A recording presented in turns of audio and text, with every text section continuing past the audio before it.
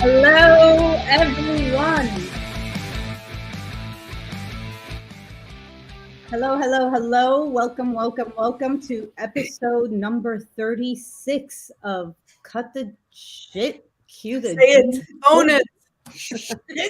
It's episode 36. I have Liz with me. I know. Wow is right, huh?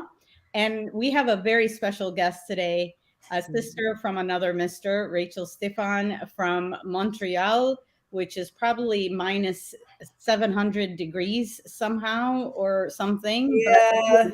But we're going to warm up this crowd very quickly because we have a very hot topic that everybody's been discussing since day one of becoming an event professional. And if you are in it, if you're in the game, you are probably always asking yourself, why the hell would any attendee pay for our event? You're either ugly crying in the bathroom with wine in hand, or you think that you have the silver bullet, platinum maybe, where you think, oh, we're going to make the money and they are just going to come. It turns into a Kevin Costner moment where it's Field of Dreams, build it and they shall come. And sometimes they don't come to your event.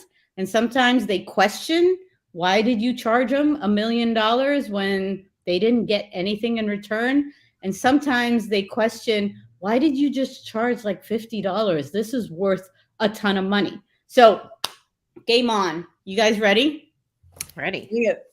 So we're going to flip the script from the very beginning until we warm up this crowd that's listening in. What would make attendees not come to your events? Or in the sense of we want to know the why that they would attend or pay for your event. But what is the dynamics right now that we're in? In 2023, everybody is like saturated with content. They can get it on YouTube or on Roblox or somewhere, or even just a Zoom little chat with, meetings of the minds and so forth. So what are the big reasons for attendees to pay for an event? And we're gonna differentiate virtual versus, or we should say digital. Digital. I like digital. Yeah. Digital versus face-to-face. So let's start with face-to-face first. Rachel, what are your ideas? Why would you charge for face-to-face? I mean, it's expected anyways to begin with. It's been a long time, you go to an event because there's a lot of costs involved for the organizer side and for the attendee side. You have to travel somewhere, you have to book hotel, everything. So you expect that you're paying for something to go to do this. But why would you go through all this trouble and hassle to do that? If the content, the value of the content has to be there. I think of medical events, for example, or any professional event that needs certifications or upskilling or keeping up with their CEUs and credits and everything. You'd have to pay for that. So that's really one of the major things I would see people paying for, the in-person plus the networking that we all craved and we missed during past couple of years. So yes, that became also one of the biggest things to go there and do that and meet with people. So that has value. I would pay for that, definitely, if we're talking about in person. Yeah, I think the access to people is huge, whether that's the speakers or the other attendees. I don't know if do people buy for the big name speakers though?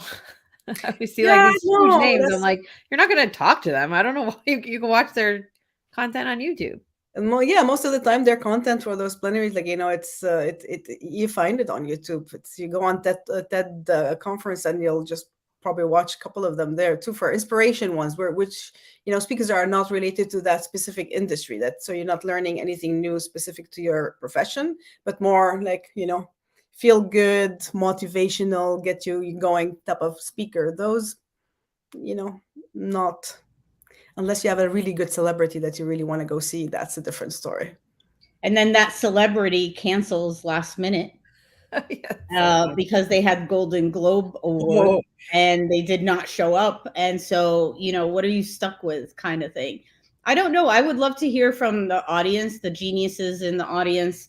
What makes what are the drivers that motivate you to pay or justify for an event, whether it's virtual because it's time away from what you're doing, as or face to face. So I would love to know from your perspective what drives you to say, yeah, I'm gonna dish out $100, $1 million, etc. I think we've all been also seeing several different business models that are happening, but like essentially, totally depends on the event, depends on, the reason or the goal that you have in mind for attending a certain event, whether it's for professional development, personal, uplifting, whatever it is. But how, so let's turn this around, because Liz, I think a couple of event profs that have been putting events at a very high ticketed, price. So what are the expectations?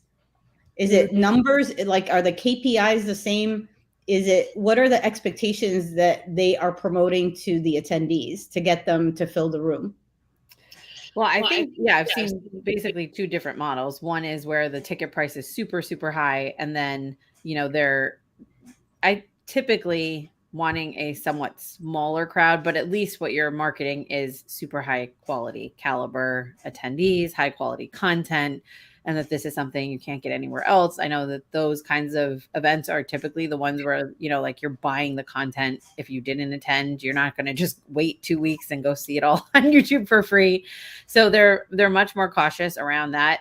And it is a good model, I think, because, you're getting people to really invest. And we've all been to those events where they're inexpensive or they're free and everyone's just on their phones and networking in the hallways. And sometimes you're like, did we just spend all this time organizing a conference for people to hang out in the hallway? Like, what the heck was all the other part of the work?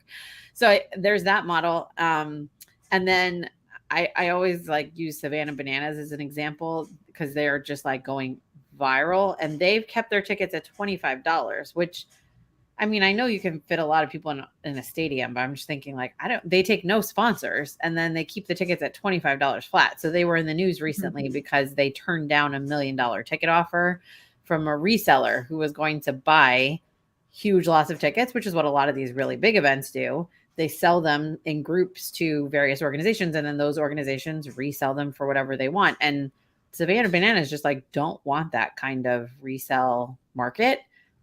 And I know a lot of artists and other people have gone that way. It's just, I don't know how they do it. But in that case, you're talking about mass numbers and a great experience. I mean, that's baseball, so it's a little bit different. But if you were applying that same model to a corporate conference, I think the attraction is the quantity of people that are there. So it lends itself to an interesting business model.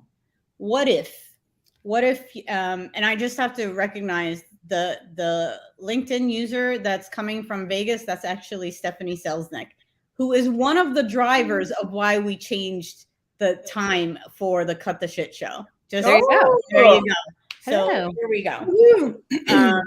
So one thing that if we talk about different business models, and obviously the show here is to give you new ideas on how to make money, but also how to incentivize your attendees, not your usual suspects, but your, new audiences on becoming part of your event.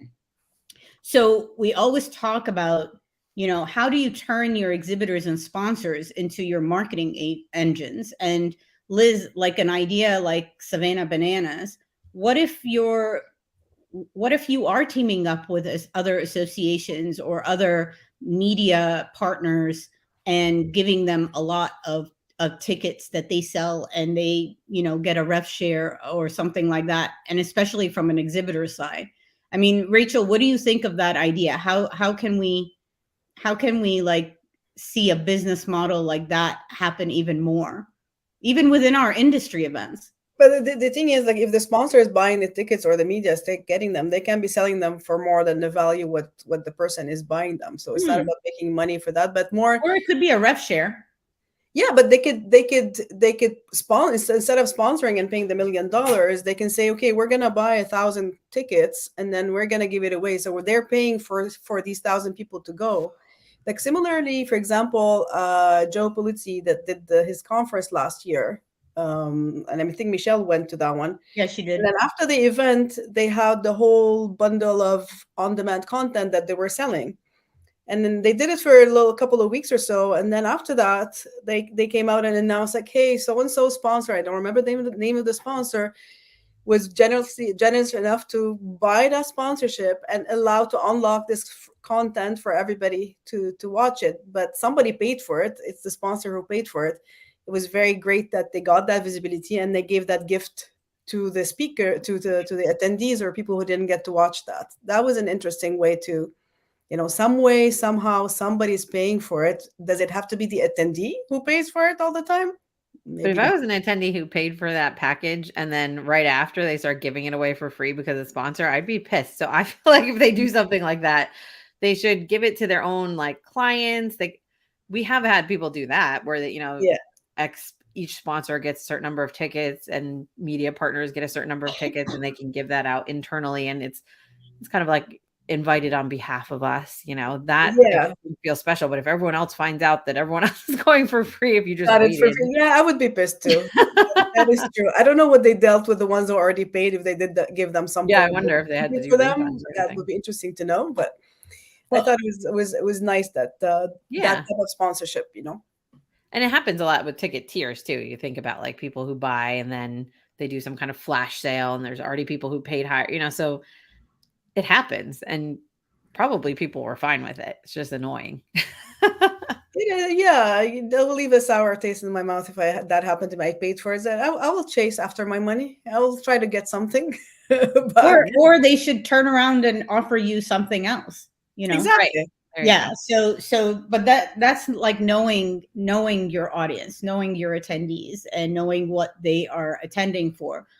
Arthur has a very interesting comment where he, hi Arthur, seems like a lot of big events like VFriends, Dreamforce are big on celebrity talent and over the top Coachella type of festival type, which I totally agree with you.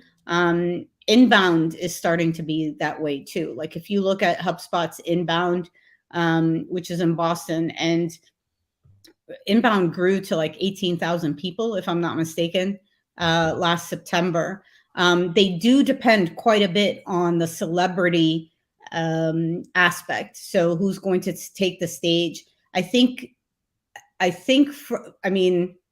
the younger audience, yes, they love to be in the festival type. And this is where you need to understand, what do they want from the content side or the professional development side?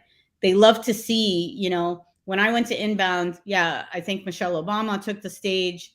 I think Viola Davis actually made it to Inbound by winning leaders. I'm going to put it out there right now. Anna Kendrick, but they all came at it from a perspective of business, of professional development, of, certain lessons learned that is part of the curation of the program, part of the content curation, which it's one thing to say, oh my God, I just saw John Legend, woohoo, and in your head as an event professional, you're like, cha-ching, $200,000, got him there in a secret, like helicopter, I don't know what, Chrissy Teigen was like in labor, so I had to bring him back, and then you do the math. I think attendees going forward, even the younger ones, it's really tapping into what will get me there. Is there a cause? Is there something personal that I'm going to gain? Is it the chats in the hallways? Like, Sean was saying, it's a return on engagement and so forth. Is it worth my time to go through plane, train, and automobiles and lost luggage and everything? Because Liz, I know what your answer is going to be. And, and to get me there, and is the ticket price, is it justified or not?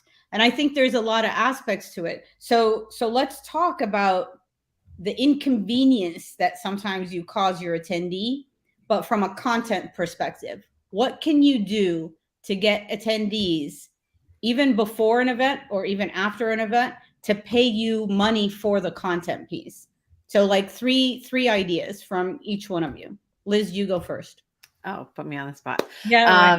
Okay. So one thing I'm thinking about with celebrity speakers, for example, is thinking outside the box. So I think one of the main reasons that people will pay to attend is a personalized experience. So, and I think that if you're going to spend the money on John Legend or fill in the blank with a celebrity name, then you want to make sure you get that money back. So I think it would be smart to think about, VIP experiences, meet and greets. And I think that's a really good thing, by the way, for the virtual audience to be able to give them like one-on-one or small group virtual chats with one of these major celebrities.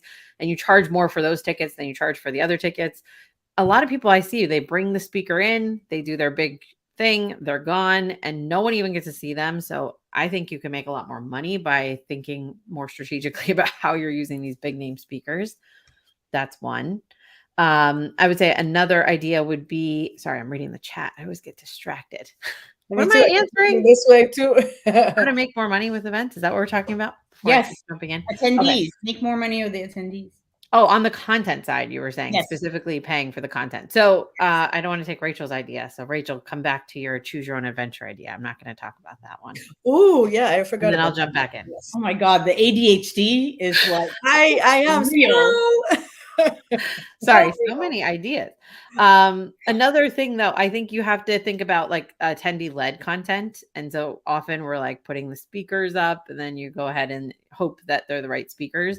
But we're seeing more and more clients who are leaving space in the agenda for the attendees to propose sessions and to lead sessions. And I do think that that is a more attractive thing. And then I think location, not just, where it is, but also the type of venue matters these days. Like if you go to this beautiful location, but you're inside a convention center with no windows, and that's not as attractive as if you had a better venue. And also I think the changing of location, just the idea that people are not in a set room for days and days, but that there's outdoor activities, there's indoor activities, there's content that's delivered outdoors, and then more, concerts and other kind of entertainment activities mixed in with the content, I think all makes your event more attractive, that people would actually want to pay for it. That was 3, I think. Rachel, talk about your idea of the personalization of adventure. Yes, going on a journey. So, we're always talking about selling tickets to attendees on a, all inclusive. You see, my mind is there because I'm trying to book an all inclusive. All inclusive experience where it's a one price ticket and you get everything in it.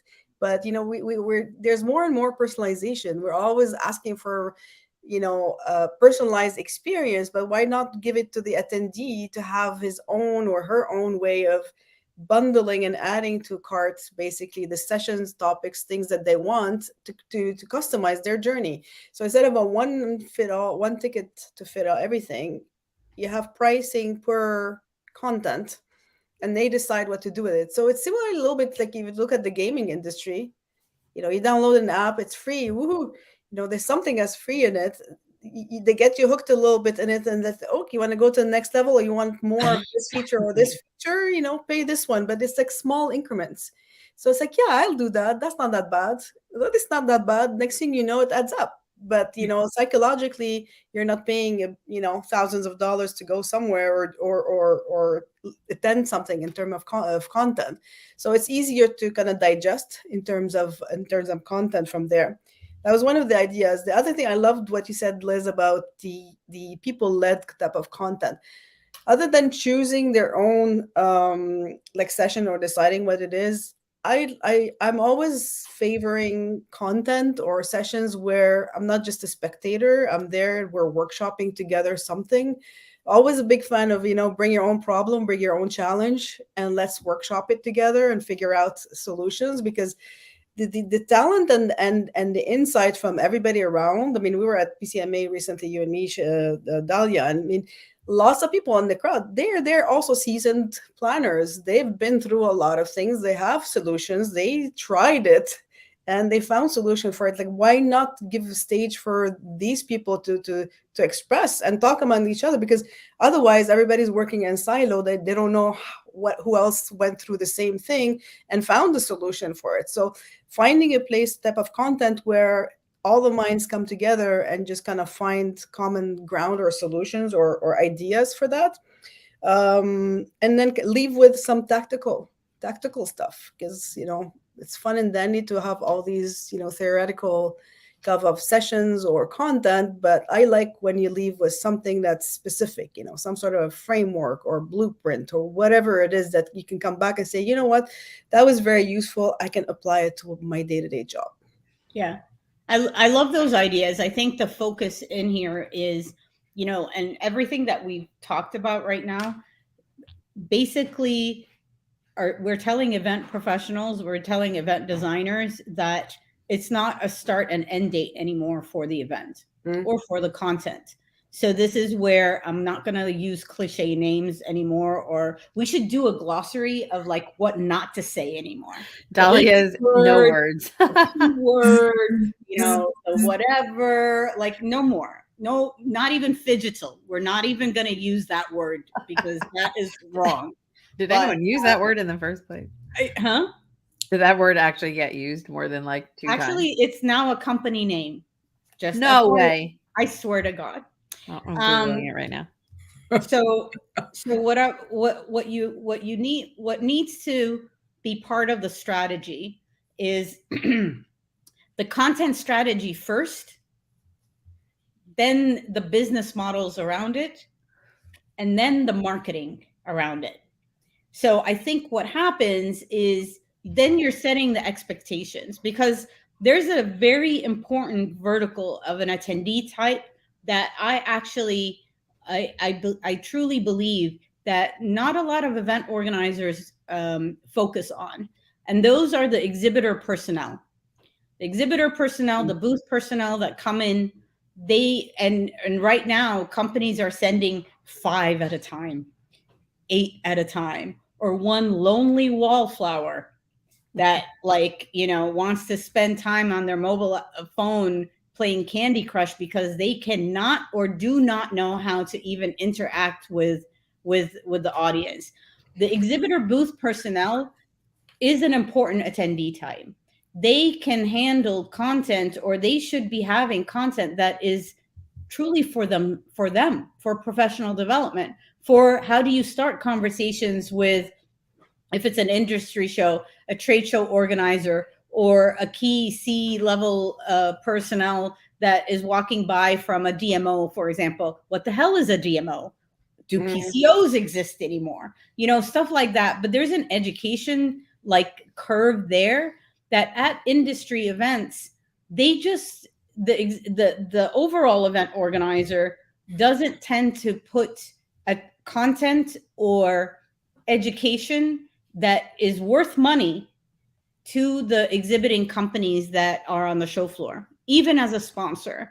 And I think that is a missed opportunity revenue wise. But did you see that happening on the show floor? But it's more like beforehand. It could be beforehand. It could be before them show.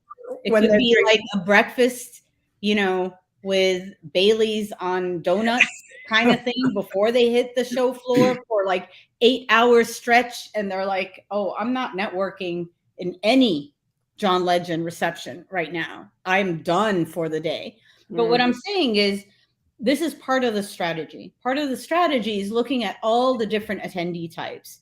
If we know we are going to a show, we're going to be meeting each other. We know that Liz can disappear in her room. If we do not grab Liz, it's true, and take a quiet corner, then take a John Shen, take a Sean, take an Arthur, because I do not know Arthur, and take a Dylan, because I don't know Dylan. Only on LinkedIn do I know Dylan, and take Shapiro, and then we do our own huddle.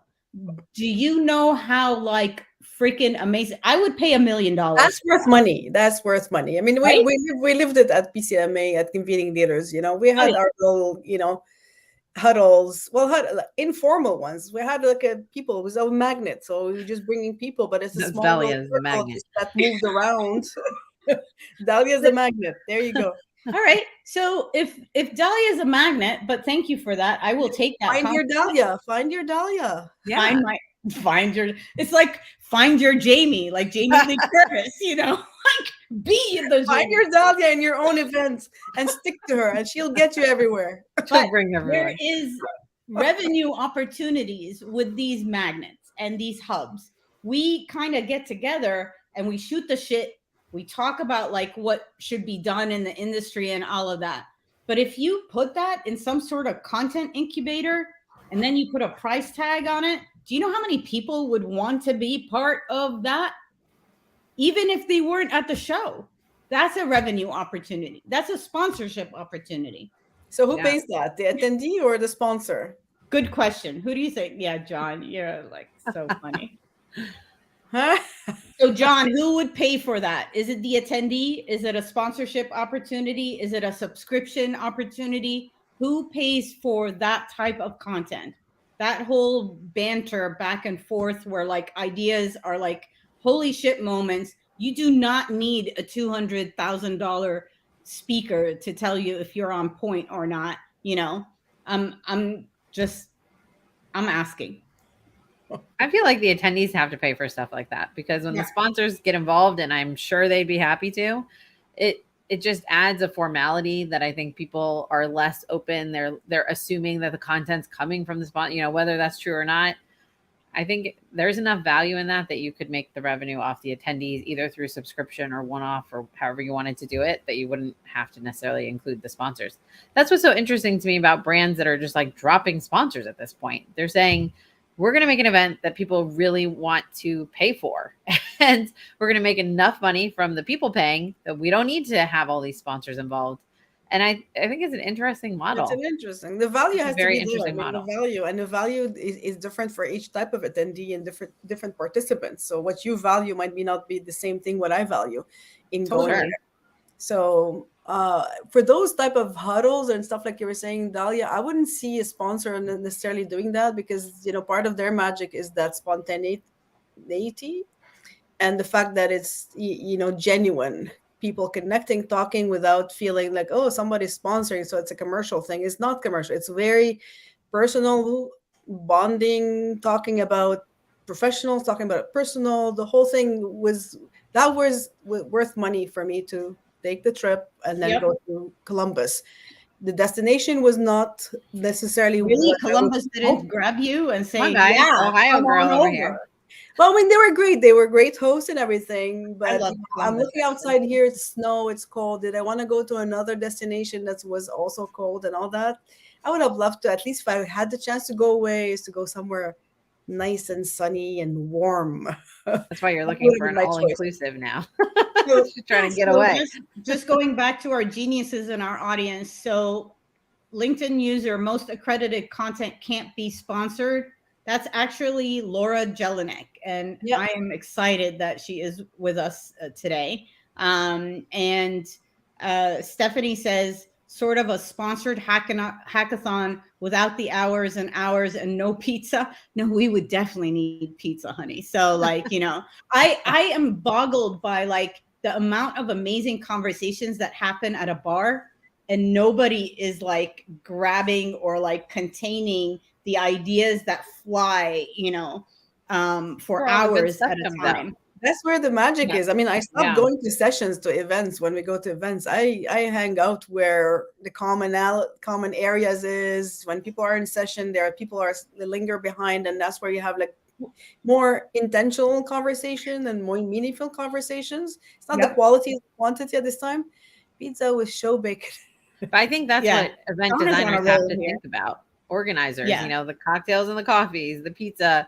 These are the moments that people go to the event for. It's what they pay for. And so the content, you can get tons of content online for free. It's like now we have to design where like the majority of what people are going to is the open areas, the discussions, the little groups. I think that's where like we said, that's where the magic happens.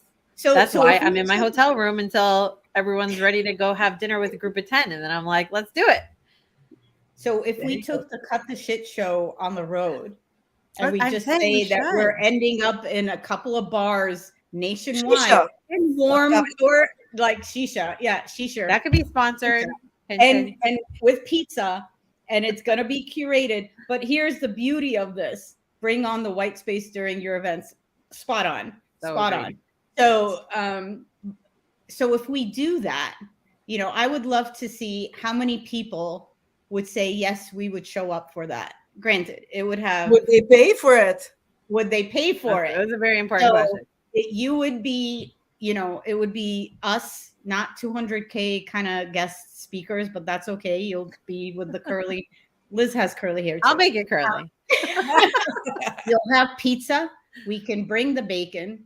We can, we either have the, you know, actually it would be like special drinks, but it would totally be curated sessions and topics and conversations that we can then bundle up and give back to you. But the best part about it, you are held accountable.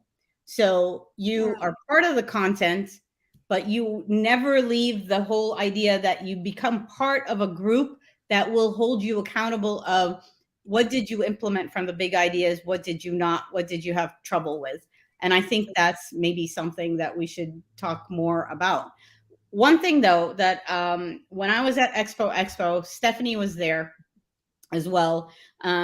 It was very interesting where when people were meeting at the bar, because they haven't seen each other for a very long time, and they're like, oh, this conversation, and it was serendipitous. And I'm like, you know what? That word should be in the do not say list. And the reason why I say that is there is a huge push right now where it is not about serendipity anymore. It's not about like, oh, we just met by chance. A lot of it is synchronous. It's synchronicity, where you synchronize who you want to be part of the conversation. And it's funny. I know that you guys were joking that like find your Dahlia and stuff like that.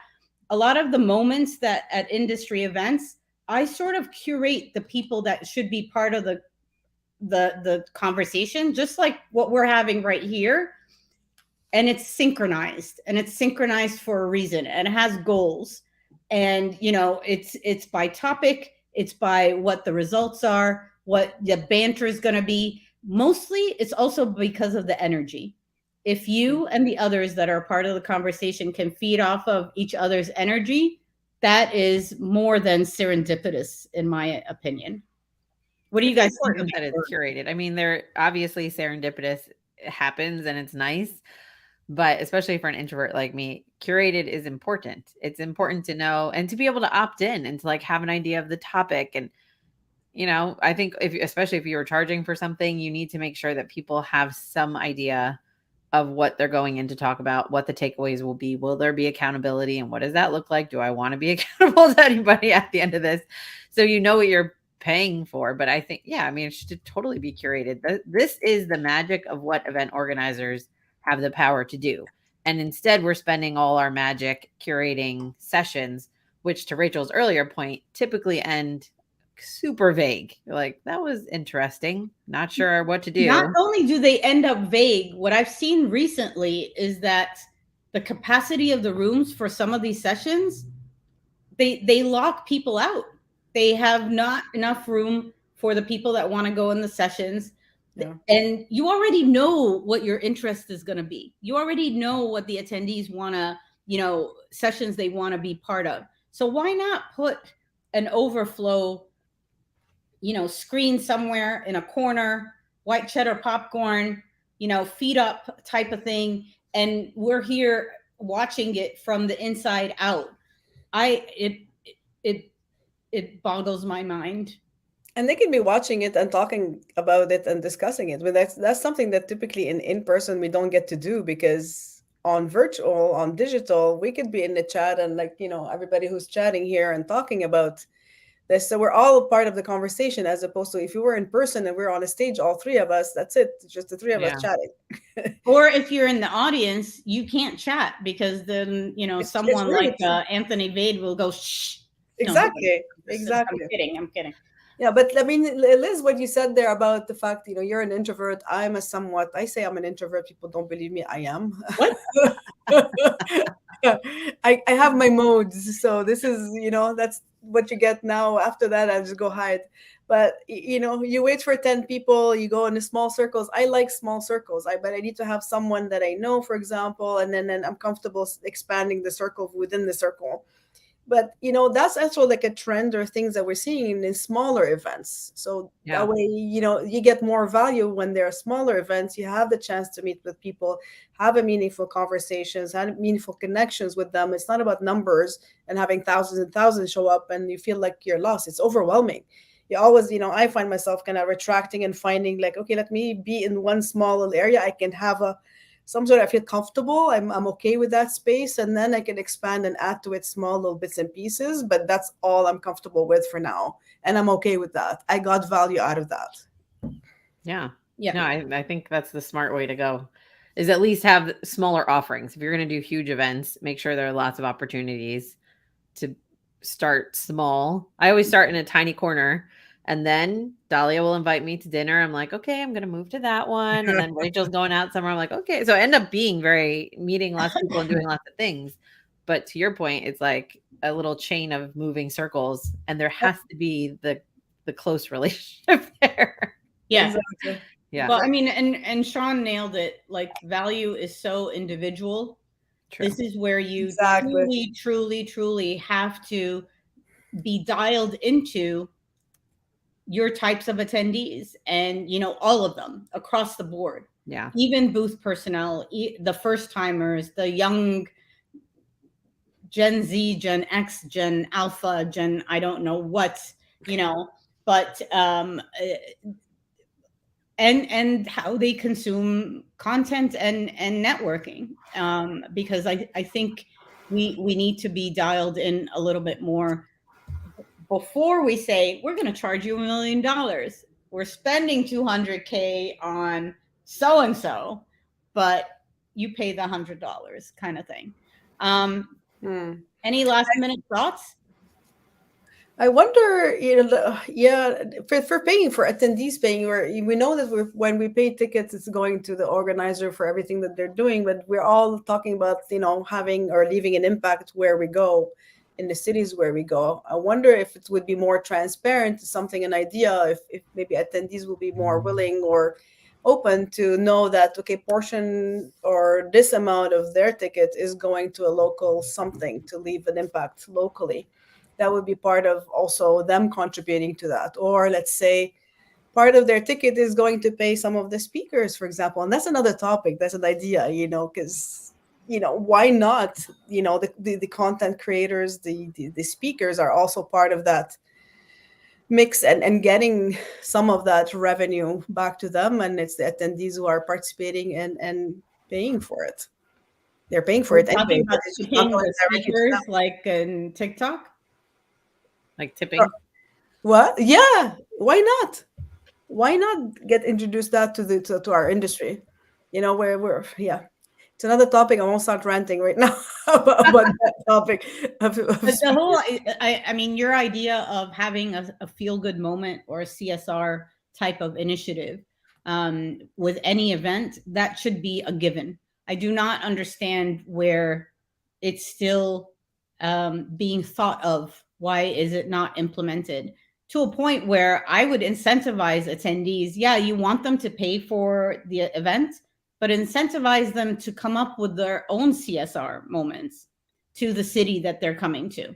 So, like, especially if you're trying to target maybe local attendees, maybe they know of initiatives or missions that need help of inbound events coming to their city, that you would not be aware of. And I think this is where I believe there's not enough co-creation of an event from a content perspective, from a CSR, marketing, etc., between the attendees or the stakeholders and the event organizer. I know that most event organizers maybe depend on committees, right? or advisory boards, and they run everything by them. But I wonder what would happen if one of your committees is actually made up of attendees, maybe first timers, because you want them back. You don't want first timers that come to a show that's like 5,000 people or a Dreamforce and they feel lost or they feel unheard or they, are not included in the chat or interactivity of sessions, all of that stuff. And they never come back. They said, yeah, we did Dreamforce once. I'm not doing it again. They need to find their tribe within Dreamforce for them to come back. And then have their click basically to do that. But I like the idea of having attendees be the committee because that's a new voice. It's because it's either the committee driven with certain goals or business goals that they want. And then you have also like the partners and sponsors where also they're dictating in a way what that event might look like because they're putting in the money for it. So it influences a lot the event design based on the outcome and what they're promising to these partners. But the attendee, the participant, basically was consuming all this is a little bit left out of the whole equation. Yep. Yeah. Awesome. I'm charged. We're going to never a shortage of ideas. Dylan wants us to have our own mastermind. We already got people that said, hey, we're going to pay you to show up at a bar. They don't even know which bar. Like who's paying the first round? Yeah. I think Shapiro's paying the first round. Oh, so yes. There you go. We're all good there. So that means hats are in progress. And I guess this was great. Ade, so many great ideas for the annual wildlife conservation event I host. Ade, if you need any other ideas, you know who to come to. So we're here for you. Liz, Rachel, thank you so much for making this cut the shit, cue the genius, where everybody are the geniuses. We just facilitate the shit, basically. We're the shit disturbers. Not even going to get into that. This was awesome. I think there's a part 2 where we talk about like how speakers should, is right. Yep. And first round of drinks is on Shapiro. And there you go. Happy Thursday, everyone. Stay tuned and please share the invites to our upcoming webisodes. We have February 9th, Put Yourself First with our amazing guest speaker, Shannon D'Souza. If you do not know her, another dynamo, you need to know Shannon. February 16th, Inside the World of Discord Communities. This will be, our guest speaker is going to be Nick Borelli. And February 23rd, this is a topic that I'm all about, how to do epic shit with your team.